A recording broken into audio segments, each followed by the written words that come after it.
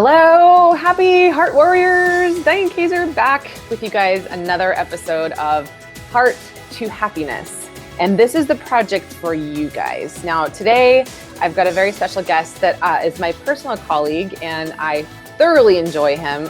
He is an MD. He's in Orange County.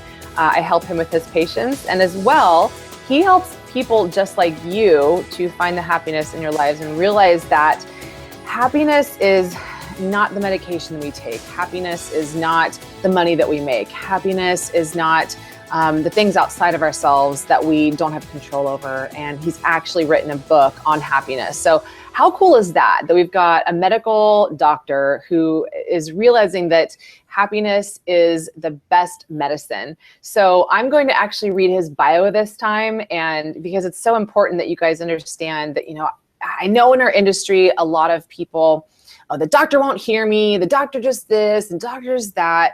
And so there's a lot of that that's going on, but I think most doctors go into practice really wanting to truly help patients. And that's exactly what happened with Dr. Neil Neimark. And I'm going to read you a little bit quickly about how he became the MD that he is now and wrote the book about happiness. And he's going to expand on that today. So first of all, Dr. Neil is a board certified family physician. He went to Ohio State University, where he graduated with honors in 1981 when I was 3 years old. So he's been in practice for a long, long time. And he was elected in the Scholastic Medical Honor Society of Alpha Omega Alpha. Sounds like one of the fraternities I was a little sister in. And when he completed his internship, Dr. Neil became disenchanted with traditional medicine's focus on treating the symptoms of disease. So he began this search for the underlying, rather than searching for the underlying causes, the lifestyle habits and emotional states of mind that lead to true health and healing. So he realized that even with the best medical care and technology, patients were still unable to break out of the cycle of recurring illness. And super frustrated with his inability to help patients stay healthy, he began a search out of the scientific basis for achieving optimal health, finding the root causes of disease, and searching out means for truly preventing disease rather than just relying on early detection of disease. I don't know if you guys have ever heard this word before, but psychoneuroimmunology. This is what he endured a fellowship in academic medicine focusing on the mind-body connection. He has since taken those practices and has written the book that we're going to talk about, the 5 tenets of today. And I thought it was so cute that I had to share this with you guys. He's happily married, lives with his wife, Marta, and their 3 children, Chris, Jenny, and the miracle baby, Ariana, as well as their 2 dogs, Gizmo and Frankie. He loves spending time with his family. Listen to this. Just laughing and hanging out. Just laughing and hanging out, enjoying the simple things. He's a songwriter, guitarist, and loves writing his own original songs. So, Dr. Neil, you have a friend in me as I have a friend in you, as you say to your patients, right? Thank you for being here today. Thank you. It's such a pleasure. And thanks for giving me the opportunity to speak with you today and Awesome. Your audience. Yes, of course. Now I want you to say it to the audience like you said it to me earlier and like you say to everyone. So when you say who you are as a doctor, you say the friend doctor thing. What do you say to people? Oh, so I say in my practice, I say where you now have a friend who's a doctor. So my whole approach is, look, if nobody's afraid of talking to their friend about their issues or their problems. In fact, we need to. It's one of the critical parts of healing that we'll go into, in fact, emotional support. It's so critical. So my whole approach has always been, to be a friend first, and then to just advise and be a teacher. I mean, I think the Latin root for the word doctor is teacher, right? I was actually going to be a teacher.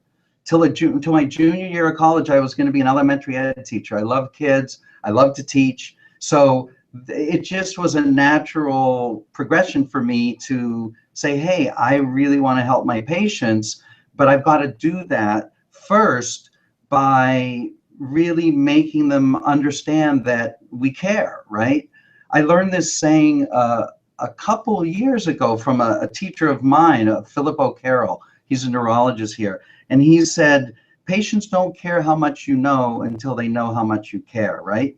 And that's where I first heard that. It's probably a meme that's spread all over the place, but I think that's true. Yeah, the viral meme that we don't want to we don't want to put any antibiotics or any kind of treatment toward, because we like that one being viral. That's right. These are the good viral things, right? But yes, some viruses are good, right? That's right. The happiness virus is good. The positive memes that circulate around the internet about what our true intention should be when we approach other people with our hearts instead of our mind. And so I'd like to start with, in your bio, that you sent to me, you had gone to medical school and you became disenchanted with the direction that they were leading you through, and you kind of took a different path. So what was happening then when you were in medical school and decided, abort mission, I'm going to go this direction? And what was your happiness level around that time? Well, medical school was great. I mean, it was stressful, but the medical school wasn't the problem. Is when I left Columbus, I graduated from Ohio State University College of Medicine. I moved to Baltimore to do my internship. And that is where it all began. It was a very rigorous program. I knew it. It was 100-hour work weeks. It was every third night on call. It was a great program in family medicine. But I had left all my close friends and family back behind in Columbus. I moved to a place where I didn't really have a close support system, and I was overwhelmed with the work. And I would say literally about 3 or 4 months into the program, I became terribly ill. I became sick. I went from caring for patients and being, a doctor nonstop to lying in a hospital bed one day being a patient myself. I mean, I literally developed a case of infectious mono, a hemolytic anemia. I got jaundiced.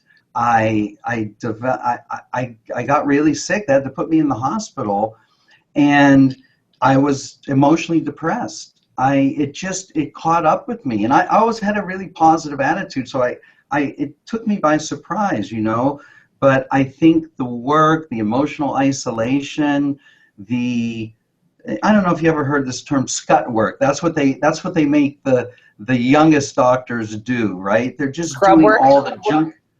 Yeah, scut work. It sounds like Scrubs, but yeah, I get it. Yeah, you're doing all the nasty things that none of the other upper echelon attending physicians want to do, right? So you're low man on the totem pole, or low woman on the totem pole. So I think that experience, and it took me a couple months to recover, and I ended up, some dear friends of mine that heard I was sick really invited me into their home.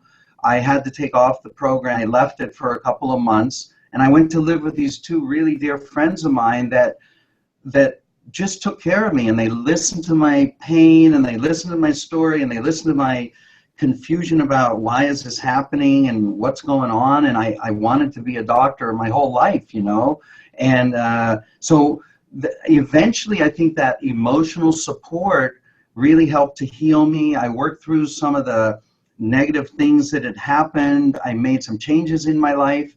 I decided I was going to finish up my internship and then just take some time off and kind of rethink my life. And so the turning point was really that I realized how the devastating effects of stress can completely,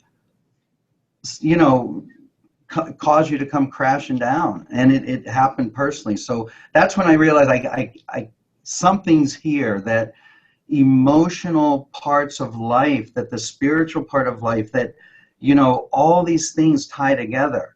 And it's funny because the director, when I went to him and I said, well, I actually just woke up in tears one day in the call room after a just awful night on call, and I was immobilized. I just couldn't get myself to do anything. I was embarrassed. I was like, I couldn't face another day, right? So I walked over there. He said, well, it looks like you're depressed. And then when they found the monovirus, they said, well, we think the virus made you depressed.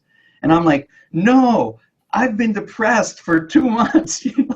I was fine. I am quite sure that the emotional isolation and the lack of connection to something meaningful, because I was just doing all this, I went into medicine to help people, right? And all I was doing was running around, drawing blood and doing labs and pushing patients from here to there. It wasn't that I wasn't learning, but there was no connection to the actual patient. It was just sort of doing things for other doctors that needed your help in the name of training. Medical training back then, there was no limit on the hours like there is now. I mean, I worked basically, it would be very common every third day I'd be up 30, 35 hours. And then the next day I would get out, I'd be up all night. And then the next day I'd be done. I could go home at like 5 or 6. Then I had one night where I just worked a regular day, like 7 to 6. And then the following day, it all repeated. I was up all night again. So there were no limits on hours that doctors or interns had back then. It was really more like a fraternity hazing. I don't know about that sorority that you think you were in, like with the Alpha Omega Alpha medical scholars. But I realized this is devastating, and it all got to me. And that's when I realized, lifestyle and emotional connection and friends and a sense of meaning. If you don't have that, it will completely derail your health. That stress is devastating. And of course, now we know so much more, right? Like stress alone can raise your levels of interleukin-6 and cause inflammation. To say nothing of what stress does to our blood sugar dysregulation and cortisol levels and catabolic effect in the body. I mean, it's pervasive. So that's a long answer to your very, interesting question. It's like, yeah, I got beat up by stress. So that's how I got interested in finding a different way. Yeah, and of course our passion projects are born from our own struggles and our own pitfalls. So and that's of course how I came to be so passionate about nutrition myself, is because I wasn't getting answers and I was very sick and I couldn't perform as a professional athlete the way I wanted to. I was running off the field with urinary tract infections, taking all kinds of antibiotics all the time, and just going, there's no way I can be a professional athlete and perform this way when I'm keeling over, feeling like I'm seriously, like my stomach's going to explode through my belly button. And, through my own healing, that's how I got here too. It's like stress can come in many forms, over exercise, overtraining when your body's not ready for it can be a stressor. And I find it when I read about the new revelation of doctors and health practitioners, they went through very similar struggle as you. It's like, I wrote this down, if 100-hour work weeks, that would be like 16-hour days times 6 days. But, like you said, it could be a multiple day thing when we have a circadian rhythm where our body is actually supposed to be resting between the hours of 10 and 6, like 10 p.m. and 6 a.m. So there's like validity to that. It's not just any 8 hours, and hopefully you get 8 hours, but it's like the doctors that are, or maybe even today, I'm not sure how much different it is today with the restrictions on how much they can work, but for a doctor or practitioner to say reduce stress, but not be reducing their own stress, because to be a doctor now, to see a patient every 6 minutes, to cram a schedule in like that, to not be connected to the patient, which is happening today. It's probably a different form than working number of hours, but the density and the amount of people that they have to see, that's a different kind of stress. So it's like, well, you don't have to work as many hours, but you have to see more patients in a smaller window of time. That would be, I would imagine, super stressful because you're not connected to their hearts, and that's why you're in private practice, right? Yeah, exactly. I was in private practice most of my life, but the first 20 years, it was a traditional practice. So it was, 30 patients a day, 10 to 15 minutes a patient. You'd call and it was a year out for your physical. And I mean, it was just like nonstop. Now, because I'm good at building relationships and I truly care about the people I take care of, I had a really good following. But about 10 years ago, that's when I switched over to concierge medicine, where now, I limit the number of patients. It's sort of a membership practice. And I see, anywhere from 5 to 8 patients a day typically. And we spend as much time as we need to go into things. So it's a completely different level. It's really what I think when I grew up in the 60s, that's what doctors did. They didn't have to see 30 patients to be able to survive and run a practice.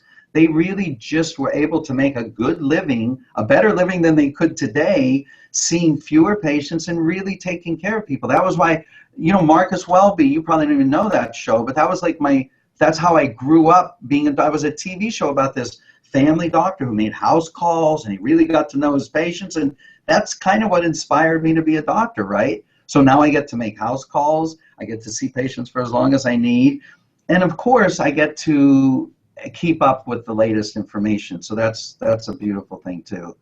Yeah, the best health practitioner is the one who is happy and present, right? It's the one that can actually hear what you're saying instead of being a few steps ahead, thinking, oh, I'm going to prescribe this, I'm going to do this, and I got to move on. Oh, time sticking. It's like, I remember when I used to watch TV shows as a kid, it was the Leave It to Beaver, and there was the same kind of thing. It was like, you know, they come over with the big old huge briefcase, and they have everything in there that you can imagine. And I come from that background too. That's the way I saw practitioners. And then it's like, if you think about in China, how the doctors are only paid if their patients are ill. I'm sorry, if they go from ill to feeling better. It's based on a performance thing. And right. You know, we're not here to condemn the way it is here. We're just here to talk about, you know, happiness and how you weren't, you know, what I like about your story is that you weren't okay just being in the status quo of, well, this is just a part of being a doctor. You're just supposed to get out in the trenches and nearly kill yourself. And I think that's a big issue today with lawyers, doctors, you know, high performing, high paid, high responsibility types of career folk, is that, you know, it's worthy of bragging. I was up till 2 a.m, you know, working on these cases, and I had to wake up at 6. Gosh, I'm working real hard. And it's like, when you really think about someone who says something like that, it's like, well, what are you working and avoiding? Like, you know, people who I see a lot of as workaholics, and which is becoming the majority of America. It's almost like the numbing, so that they don't have to be responsible for themselves, looking in the mirror and taking breaks and spending time alone and being vulnerable and connecting and really truly focusing on being responsible for their own happiness. Would you agree? Yeah, no, absolutely. I think, look, the burnout rate among doctors, lawyers, high-level professionals, and even just regular workers is so high.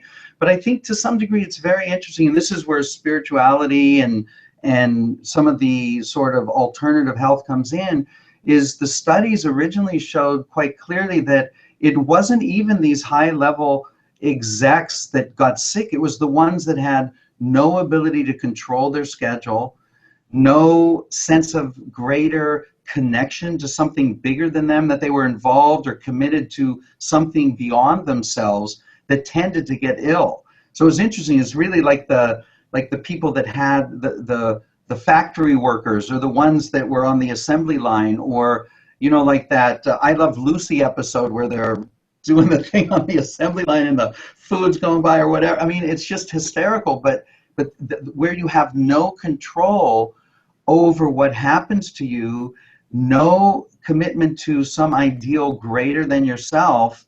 And there was one other thing. It was what called the 3 C's. Suzanne Kobasa did the original research, but it was like commit. Oh, and then the other thing was challenge. That the people who didn't get ill, the high-level, hardworking execs that did not get ill, had a sense of commitment to something greater than themselves.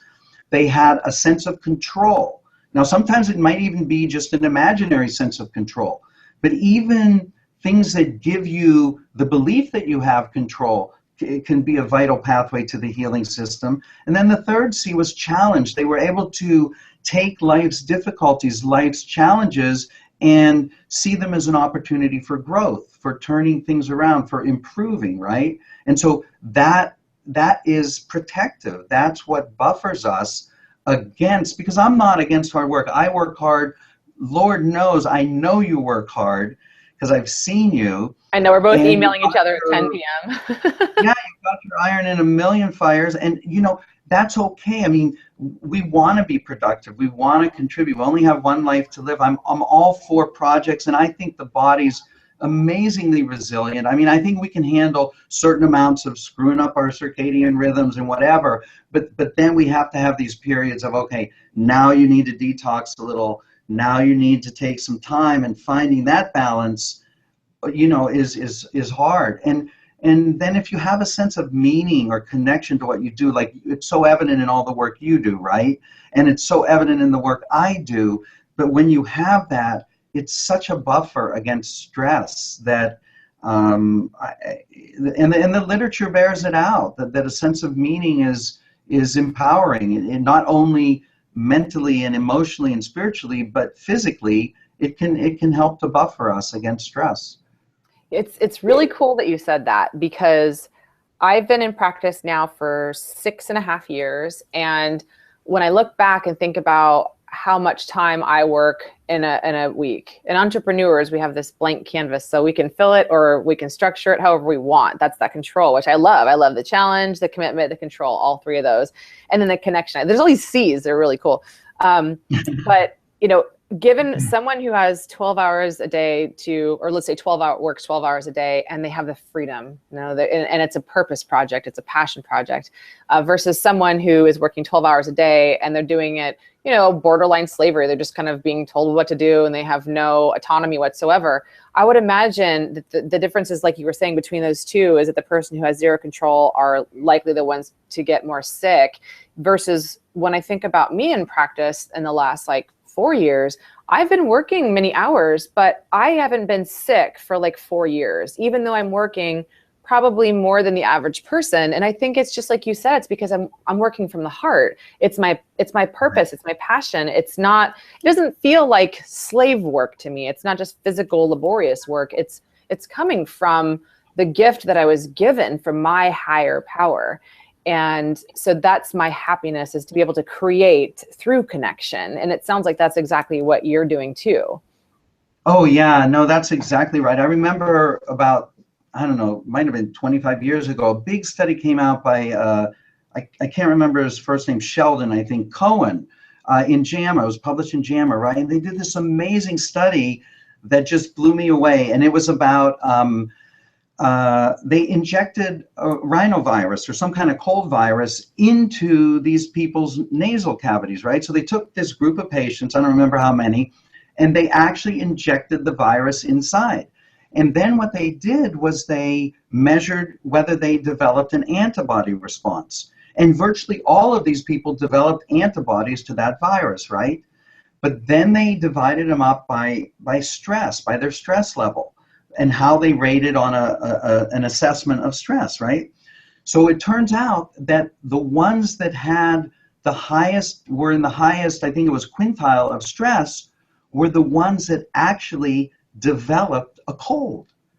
The other ones in the lower, even though they got the virus, their body showed an antibody response, the immune system did what it needed to do, and it protected them, right? Because they didn't get stressed. So it's a perfect example. We think that being stressed means we're not going to be exposed to that virus. Of course not. We're exposed to all kinds of things. But when you have a physiologic or an immunological resilience that I think, I don't think you can separate the physical from the emotional or spiritual. So when people have a sense of meaning, I never thought of it like this, but you're spiritually resilient, right? So this idea of resilience, which is the ability to bounce back from adversity. It's all over the psychological literature, right? Emotional resilience and how protective it is. But there's a spiritual resilience too. And when you're connected to what you call passion projects, that protects us. So even though we do get exposed to the same things, and even though our bodies are stressed in the sense that they have to develop antibodies and they have to fight off these things, for the most part, we're able to do it if we learn how to moderate our fight-flight response, learn how to be connected to that sense of purpose, that sense of peace, because I believe that where there's purpose, there's peace. It's one of my 7 main principles of stress mastery, that you have to be connected to something meaningful. In fact, there's some data to show, I don't have the exact study, but I learned this from my professor in functional medicine, Dr. Gant. He taught that an inducer of stress is purposelessness, that a lack of purpose is a stressor, every much as an infectious disease or some toxic element in the environment is. So all these things trigger that locus coeruleus in our brain stem that ignites the whole norepinephrine-induced fight-flight response. So that's why frontal lobe activity, really, when we talk about stress management, we're talking about how do we activate our prefrontal cortex. That's this part right up here behind our forehead, because things that activate that downregulate that hypothalamic, that locus coeruleus, and it moderates the stress response. So as we learn how to learn these techniques, everything from deep breathing to mindfulness to relaxation to inhaling these beautiful scents, what is it, aromatherapy, to all these things, right? Love making, touching your kids, hugging your kids. Yeah, all these things, right? Hugging and the oxytocin, all these things trigger activity in our frontal lobes and our prefrontal cortex, and then that can downregulate the fight flight and say, hey, you know what? We're not being threatened. We're not in danger. Because the trick of the whole fight-flight response and why stress is so hard to get a grasp on is because it's not that there's an actual threat, it's the mere perception of threat that ignites the whole fight-flight.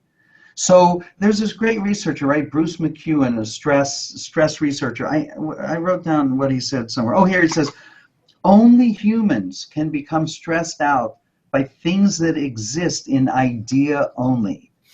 So you see, isn't that amazing? It's like, this is one of the most brilliant stress researchers, and he's like, the mere idea, the rehashing of an old argument, or the anticipation of a problem that hasn't even happened yet can just completely cross our own wires and ignite this whole fight-flight. So here's the thing. You can learn all these incredible techniques, like how to meditate, how to diaphragmatically breathe, how to belly breathe, how to calm your central nervous system or do heart rate variability or biofeedback. All those things are great, and they're so critical. But if we don't get the thinking right, if we don't get the mindset right, we're just creating new fires all the time that need to be put out, right? We keep igniting fight, flight. And it's the thoughts that do it. That's why I wrote the book on positive thinking. I said there is a science to this positive thinking. And when you learn how to kind of actualize that, when you learn how to take what is science and make it come alive in your life in practical steps that ignite the positive thinking, you can heal your body, and it's a critical part of it. Yeah, I just wrote down from worrywart to calm culture, and I wrote that down because I've been meditating and doing yoga for 17 years, and just like you said, it's done a lot to help me with my breathing and my response when there's stressful things happening. But if the thought processes don't change, then you're a good breather, but maybe you're not a good thinker. And I was raised, my mom, I love her, but she's a worrywart. She knows this. And so as I got older, I inherited that genetic, whatever you want to call it, because it can be passed through. If a mom is a worrywart and there's a baby and developing inside of them, then you could actually transfer that through the DNA too. And so I, in the last probably year, have lost this worrywart type of, it's a gradual phase, but lately I've been wondering, like at nighttime when I come home and it's like 8 o'clock and it's just normally been my thing to come home and work until 2 or 3 a.m. And it's like, well, wait a second. I should just sit here and read about hummingbirds, my favorite animal. Wait, no, aren't you worried about tomorrow? Or aren't you worried that you're not going to be prepared enough? And I'm like, no.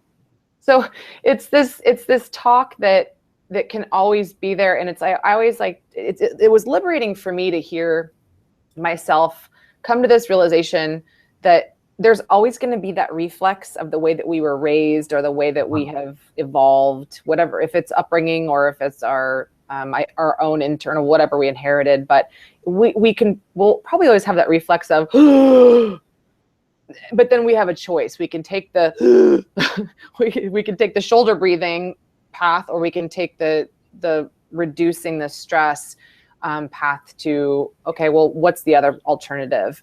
And so I guess I would like to empower you guys by saying that you're not doomed to, because I was awful. I mean, I was creating my own anxiety all the time. And then of course, pushing other people away because I was anxious, thinking, okay, if I'm not anxious, then I'm not working. If I'm not stressed out, I'm not doing something productive. And I've heard other people say this, and I just went, that's some pretty flawed thinking. But then I went, wait a second, that's how I think. If I'm not stressed, I'm not being effective.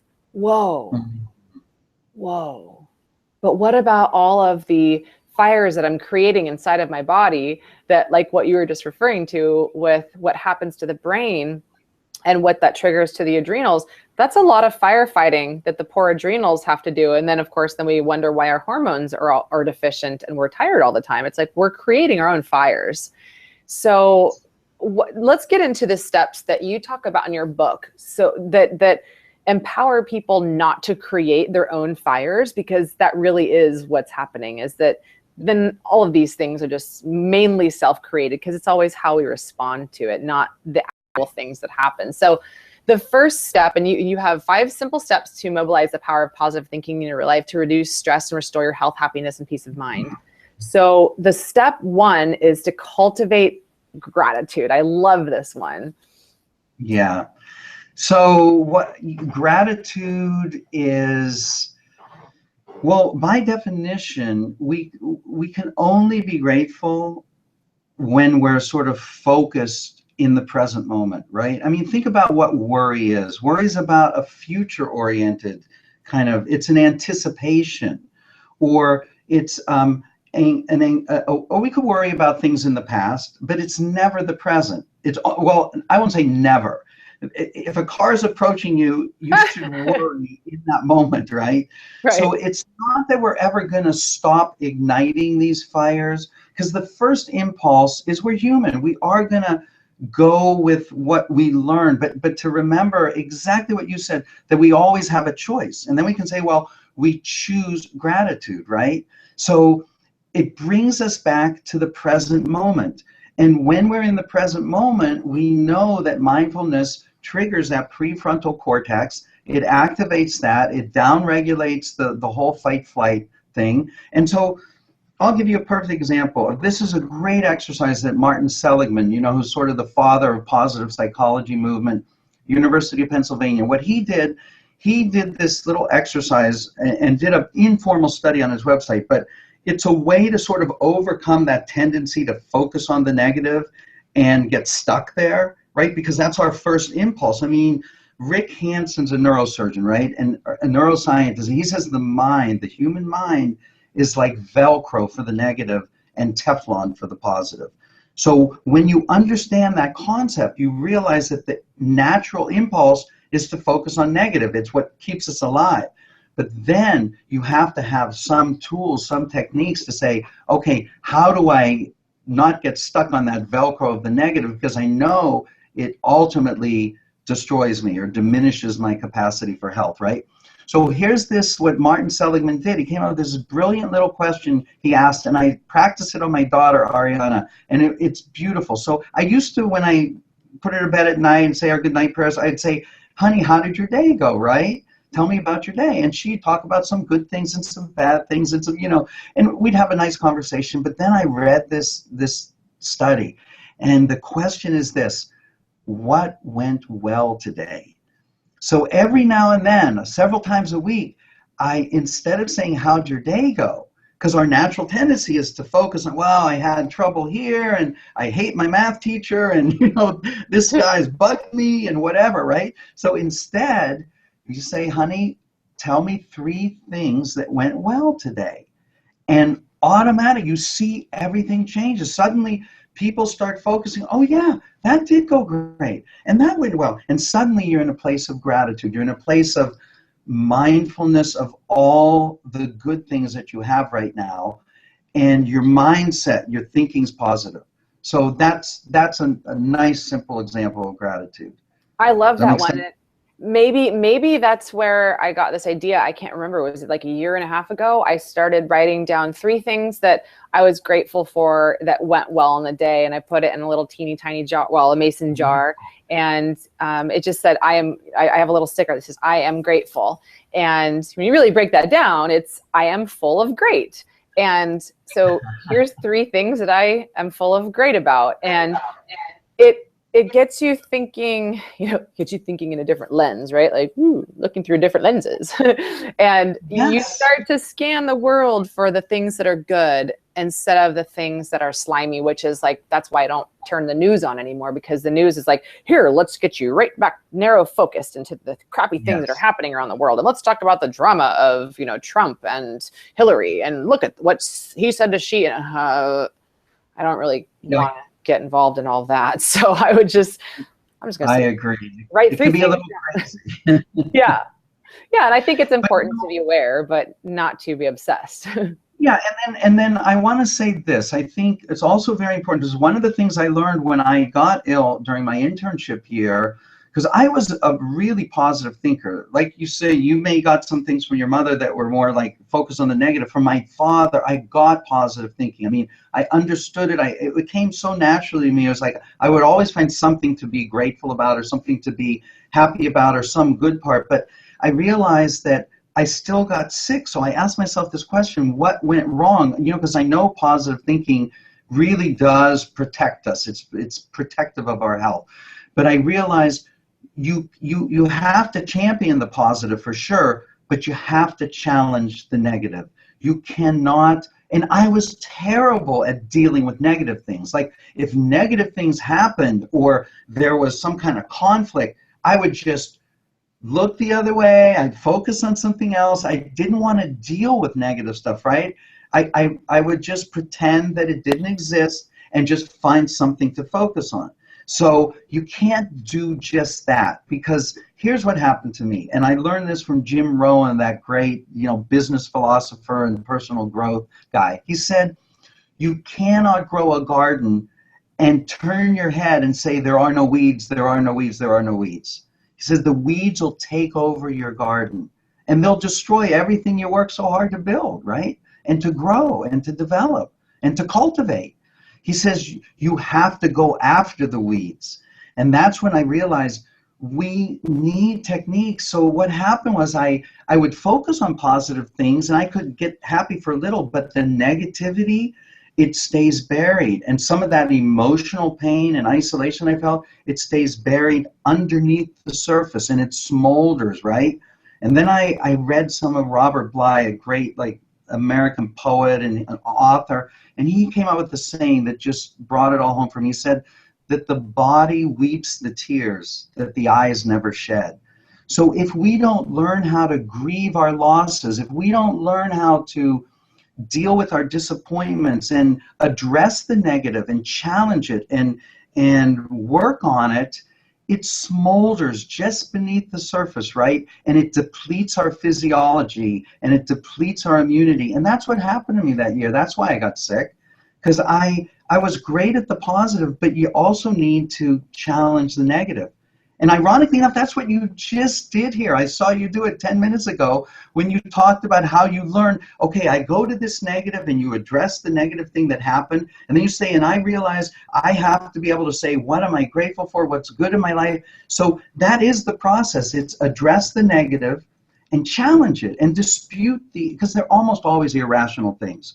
They're almost always irrational beliefs at the core. We call them, I forget what they're referred to in the book. I call them icebergs or something like that. They're things that are mostly beneath the surface, but there's a certain irrationality to believing certain things and those things harm us. So when we address the negative thing, for example, if I'm not, like what you said, if I'm not working to the point of exhaustion, I'm not being productive, right? So you examine the irrationality of that and you challenge that negative that negative statement, and then you find a positive seed to cultivate in its place. Like, I can be productive without moving into burnout or whatever it is, or I can choose to be productive and still treat myself well, or still pay attention to the signals my body's giving me, right? And so that's the process, and that's a lot of what I go into in the book is very detailed techniques for how do you journal, or what are the ways that we can not just focus on the positive, like that what went well technique, which is great, but then how do we challenge and address the negative, the sort of subconscious, deeper emotional things that drive our lifestyle? Because when you think about it, and this is what I realized in medicine after 30 years of doing this, that almost every destructive lifestyle choice or unhealthy lifestyle choice we make comes from an attempt to mood alter. We want to change the way we're feeling. Something is hurting inside. Something is disrupting our sense of who we are or how we want to feel, and that we don't know what to do with it. And then if we don't know how to deal with that negativity, it either gets buried and it depletes our immune system. We come up with some horrible, autoimmune disease 10 years later, or 20 months later, or two days later. We don't know. Or we learn how to process some of this stuff, get rid of it, challenge it. And that's a lot of the work that Martin Seligman did in something called learned helplessness, right? So instead of being helpless about life, we learn how to achieve mastery over it. Because the opposite of being a victim of life is to have mastery over it, that we have control. We're back to that C in control, right? A sense of control is a powerful pathway into our healing system.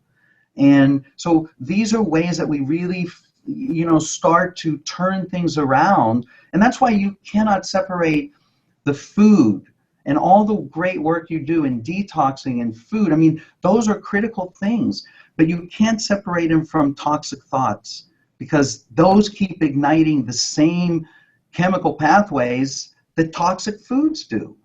And that's why it's so important to address. And that's why I thought, when I wrote that book, and it's not like I came up with these 5 things. I realized as I went through the literature and examined, well, what really leads to positive thinking? These were the things that came out. We only talked about gratitude, but then there's optimism. There's what we call signature strengths, which is your sense of purpose in life. There's emotional support, and then there's altruism, giving back, helping others. So it just turned out that the literature supports that these are the 5 things that really lead to the most healing of our bodies and our minds, and it's what activates our healing system the most. I lost my train of thought. I was going to say something else, but I forgot. No, it's okay, because maybe it'll come back with how I will respond to what you just did and what it did for me. It's so much more juicy and it feels so much more organic to talk about this sort of thing than, let's look at your organic toxic elements lab report, and let's look at what things are going wrong in your body with your interleukin 6 and your inflammatory cytokines, and let's look at your autoimmune markers. Like it's also labby, and it's like, well, what is the etiology of that? It could be your toxic thoughts, it could be your toxic lifestyle, it could be the toxic food that you're eating. But what of all of it? It's all resulting, no matter what is causing it, this is the result of it. So the reason I started this whole summit is because I was observing, my aunt that died of cancer, who I think, just like what you said, Dr. Neil, it's so important that I don't want to deal with that negativity, so I'm just going to think positive. And it's like, no, that's that's the opposite of Pollyanna. It's like, I have seen those people, the breakup that I experienced, the 2 of my best friends that are in rehab, my aunt that died of cancer, the multitude of people who I know in my life, who I care about deeply, who are on antidepressants. Everyone is numbing and everyone is projecting and no one is addressing. And the result of that, what I see continues to happen, these people are followed by more catastrophe, more darkness. And it's like the what you resist persists factor, right? Mm-hmm. And so they don't want to address it, so more things continue to pile up. And I have seen that consistently.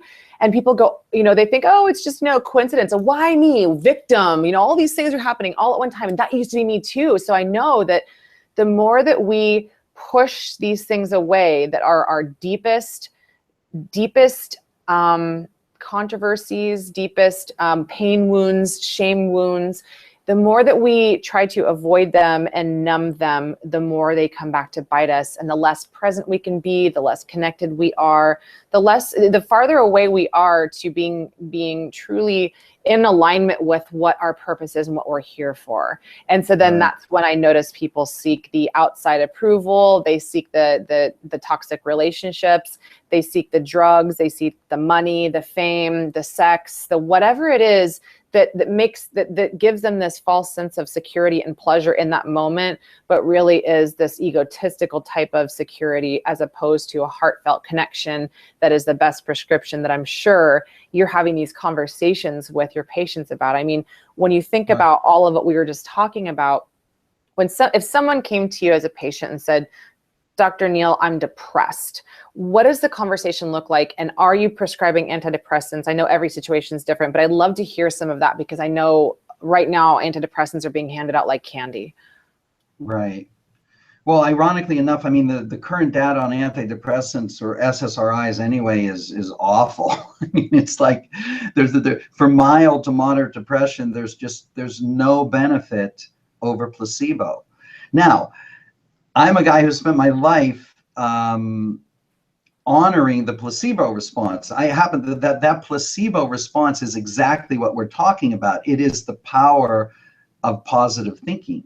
That's all the placebo response is. It is the body's ability to create something incredibly powerful. So let's just back up before I go into what I discuss. So when I discuss depression with patients, right, no, there's certainly not always put on a medicine. I mean, I try to work first with herbs. I try to work with therapy. I'm a big believer in not psychotherapy, but psychological therapy and working on issues. Really, first I just try and understand what's going on, where's it coming from. Sometimes you can get at the cause, sometimes you can't. If you're a caregiver for a loved one who's going through Alzheimer's or God forbid something horrible like that, you know what I mean? There's no end in sight for your stress. You're gonna tend towards a depression and whatever.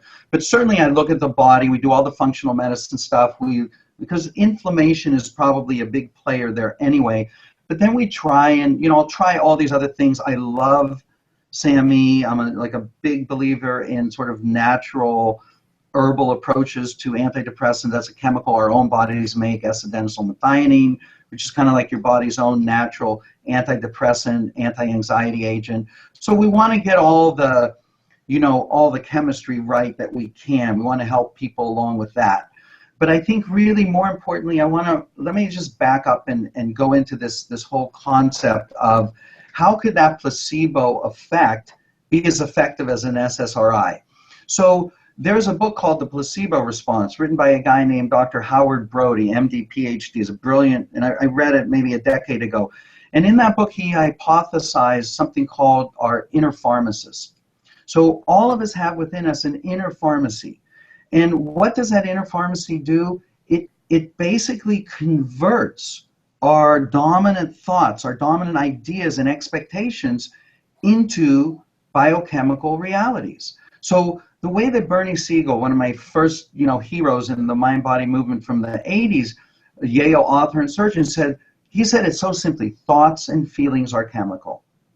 So when you change somebody's thinking or mindset, you're changing their very biochemistry. And that does allow the healing to begin, right? So let's look at first that whole nocebo effect. So I love this study. J.W. Fielding, about 30 years ago, did a study on 411 patients that were told they were going to have a chemotherapy agent for their cancer, right? And they were all told that as a result, they were going to lose their hair. Well, it turns out that a third of these people were inadvertently told that they didn't have cancer, right? And they actually didn't get this agent, and they lost their hair anyway. And so you ask, well, how could that happen? How could that happen? It's because the human mind, and who's my favorite? Norman Cousins, Anatomy of an Illness, right? One of my great heroes in Mind Body. He said the human mind converts our ideas and expectations into biochemistry, into biochemical reality. And then Howard Brody worked off that concept to hypothesize this inner pharmacy. So now let's move to the positive benefit of that, the placebo, and why it's the positive thing is so important. So this study published in the journal Science is by a guy named R. de la Fuentes Fernandez.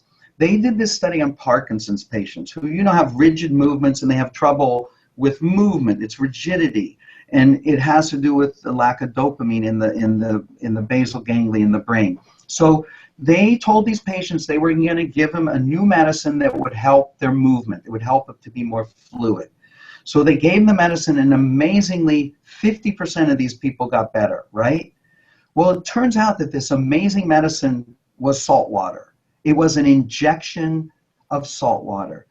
So here you have a classic placebo response where a patient got better physically and clinically based on the belief in something that has actually no medicinal value at all, right? It's water with salt. Okay, but they took it one step further, and these researchers then scanned the brains of the patients. And you know what they found? They found that the brains of the patients, of those 50% that got better, increased, that inside their brains, in the basal ganglia, they were producing 200% more dopamine than the patients who didn't improve. Wow. So they took it that one step further, and they realized they gave the perfect testament to Howard Brody's idea that the human mind can take a belief in something, that these people believed that this was a real medicine that was going to help them, and the inner pharmacy converted that idea and that expectation into the actual drug that we give patients that have Parkinson's, right? This is the drug we give them to help them to move better, to feel better, to get less of a tremor, less rigidity. So this, you have to say there's such a tremendous wisdom in the body that it can take the idea or expectation alone and convert it into the right drug. It didn't convert it into Valium. It didn't convert it into, Tylenol. It didn't convert it into, Prozac. It converted it into the thing that their body needed. So there's that whole, Walter Cannon was a Harvard physiologist in the early 1900s, and he talked about the wisdom of the body, right? And you rely on the wisdom of the body, and I rely on it. And that's where my guy Siegel again, right? Bernie Siegel, he used to say this incredible thing. Because he was a surgeon, right? And he worked with cancer patients mostly. And he'd cut into the body, say, I cut into the body and I rely on it to heal. I don't have to yell into the wound and tell it how. And when we realize that, we can, to some degree, understand that there's a certain letting go that we have to do, that we can't micromanage it. You can eat all the carrots in the world and you may still get sick. I mean, this is the other thing, if you don't mind if I just digress a little bit, because it comes up again and again. This idea that perfect health is attainable is just, we went through this in the 80s in the medical literature with this whole thing called New Age guilt, because we realized, well, you know what, if thoughts can make you ill, then maybe you're responsible for creating your own illness. And we realized very early on that is just incredibly unhelpful, right? What we want to say is that, yes, there are unknown factors in the healing equation. Certain people get sick for no good reason at all. Certain people develop cancer. Certain children are born with leukemia that never did a thing wrong in their life. People with great attitudes and positive thinking develop cancer and pass away unexpectedly all the time. I mean, we just don't know. This is where there's mystery. This is what Rachel Naomi Raman, another great writer. She wrote a book called Kitchen Table Wisdom on working with mind, body. And she said there's mystery and there's mastery. You know, we want to master the concepts we can. We want to do the right nutrition. We want to do the right food, the right thinking. But then life is, you know, it's challenging. And there's this thing called mystery. And we have to honor the mystery in life too. We don't know certain things. And there are certain forces at play that are so much bigger than all our little, like you say, manipulations of interleukin 6 and interleukin 3 and tumor necrosis factor. And, you know, I mean, you can go so much into the details that you lose the big picture. And I'm a big picture guy. So we've got to understand that a certain amount of people get sick for no good reason at all. And we want to help them, and don't blame yourself, and don't guilt yourself, and don't, you know, do everything we want to do everything we can to stay well and follow those principles and honor our bodies as the temples that they are.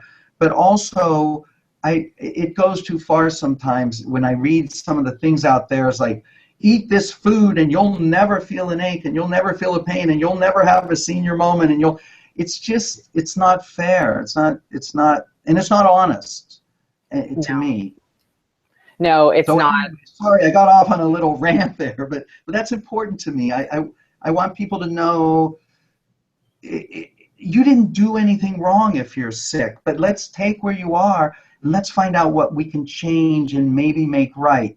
And then there's certain things that we can't, if there's just some unknown factor. I've got 2 beautiful kids in my practice that have a form of muscular dystrophy that they inherited, that it's like, these are the 2 cutest, most wonderful, you know, well, they're like 12 and 15 now, but, you know, they don't deserve that. But we work with them, and we keep their CoQ10 levels up to keep their muscle mitochondria working well, and we do everything we can physically, but we also understand they didn't bring that on themselves. And some people are going to develop severe allergies to foods, and some people are born with gluten allergies, and some people are born, you know, develop all kinds of things. It doesn't mean you know, if you ate perfectly, you wouldn't have gotten it. You know what I'm saying? Exactly. So that's important to me to say.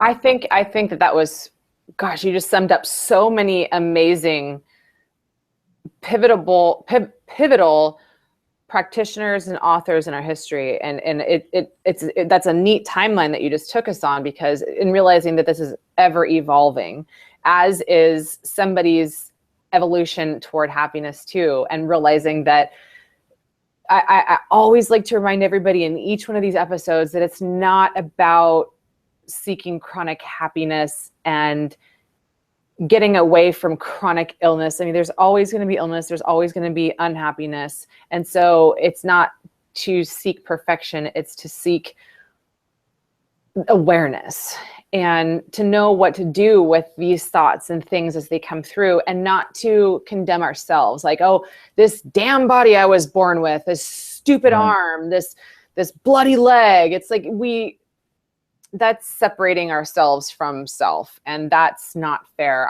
I've done that in the past, and I hear people do it all the time, and it's a nasty way to talk to yourself, and certainly an inflammatory state that we can create of our own that will then render us working with a doctor like you or a nutritionist practitioner like myself and just fix me. It's like, whoa, hold on. I don't feel comfortable taking on this codependent relationship. So it's very important that you realize that this is a partnership. This is not a codependency thing. It's the power lies in you, that I can simply help guide you closer to the answers and boost you up and give you a little more energy in the process, to give you faith and confidence that you can take this on yourself. And those victims, you probably are the same, Dr. Neal, the ones that come in and that just tend to blame everything, and you could just tell they don't want to heal. They just want to stay victim. I stay as far away from those people as possible, because then I'll be the next victim of their victimness. You know, oh, you're the next person to blame for my not feeling good about my life. And so, do you get people like that in your practice, or do you tend to only attract? Well, we're pretty self-selecting here, because, you know, people pay to see. I mean, they pay an annual fee to come in and see me. So we interview everybody beforehand. And if I don't feel I can help someone, I would never take them on. I mean, I have the luxury of that kind of practice right now. But I wanted to say two things. I think, yeah, that victimhood is a sure road to misery and unhappiness. There's no question about it. It's just like the most destructive negative force, because it becomes a lifestyle for some people, right? No matter how much they have to be grateful for, somehow they always find the thing that they don't have, right? So this is a really critical thing. This is one of the big roadblocks to happiness, and it's called the missing tile syndrome. Dennis Prager is an author I love. He wrote a book called Happiness is a Serious Problem, right? And he realized, he was sitting in a doctor's office one day, and he was looking up at the ceiling, and he saw those white tiles that are up there, and he noticed that one was missing. And no matter how much he would look at the others, he always refocused on that one missing tile. And he realized that's what we do in life, right? It's like, no matter how much is going well, it's like the default position of that human brain is to focus on the missing, what's missing, what I don't have. So overcoming that, it becomes a really critical thing. And we do things like, what went well, right?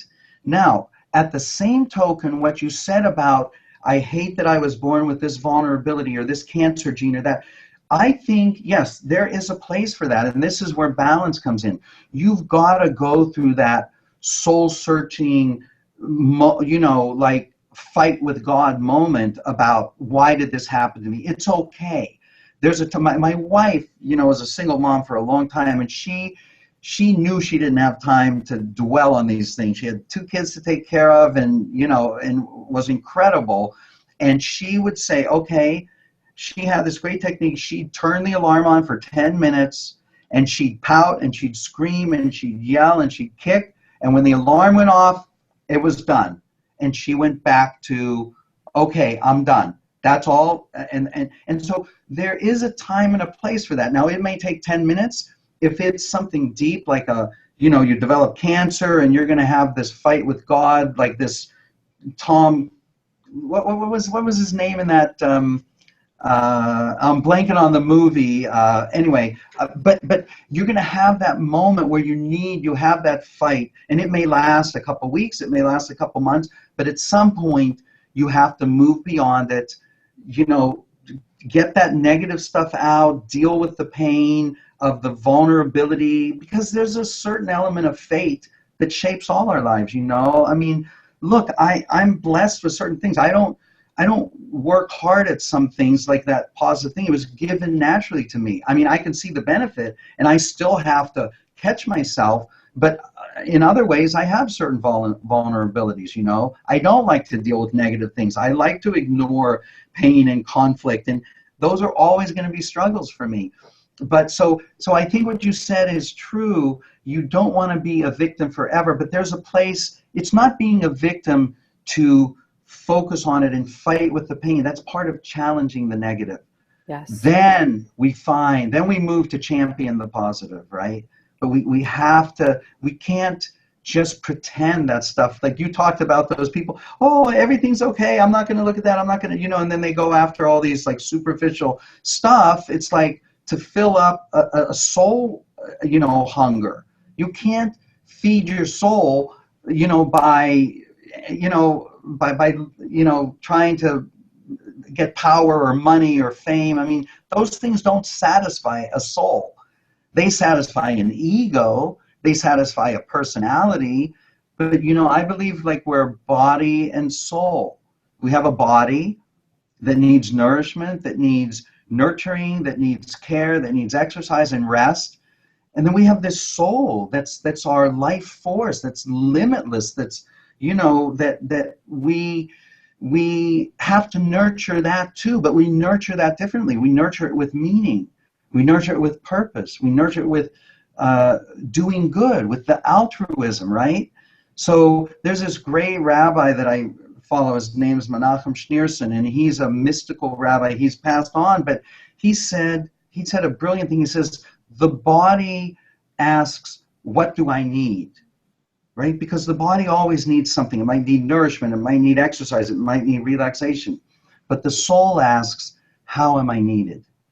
And that's the body-soul connection. We need to ask both those questions. What do I need to keep my body healthy?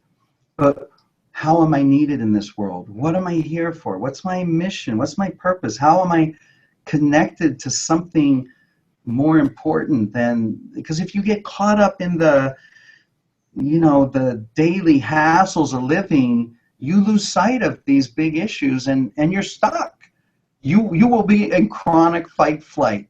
Like you said, you'll be stuck watching the news all day long, because we can't get stuck in this world. We have to live in it, but we have to focus on the bigger purpose. So that's kind of a summary of the whole mind-body approach to all illness and wellness, of course. I love that. I love that one. And it's probably a beautiful place for us to end because, well, the new beginning, right? This is not the end. This is the new beginning. But I love succinct things like that. What do I need versus how am I needed?